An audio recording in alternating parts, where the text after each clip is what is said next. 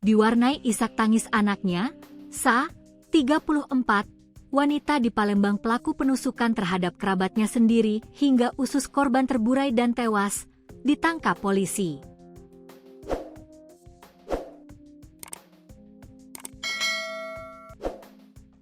Pasrah saat polisi datang menjemputnya, Sa meminta agar diberi waktu sebentar untuk mencuci kaki ibunya sebelum dibawa ke Mapolda Sumsel untuk mempertanggungjawabkan perbuatannya. Detik-detik penangkapan ini terekam dalam video yang diambil oleh petugas kepolisian. Dalam video tersebut, terdengar jelas suara tangisan seorang bocah laki-laki yang memaksa ikut dengan Sa yang sebentar lagi akan dibawa polisi.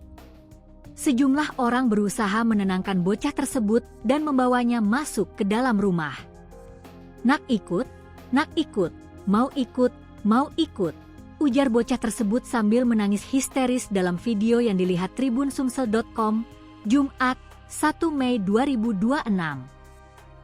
Sementara, Sa yang masih menggunakan daster, terlihat pasrah dan tak bisa menggubris tangisan tersebut. Sebelum pergi, Sa nampak mencuci kaki wanita lanjut usia yang juga berdiri di depan rumah bersamanya dan turut disaksikan oleh petugas kepolisian. Silahkan jika memang itu ritual kalian, ujar salah seorang petugas.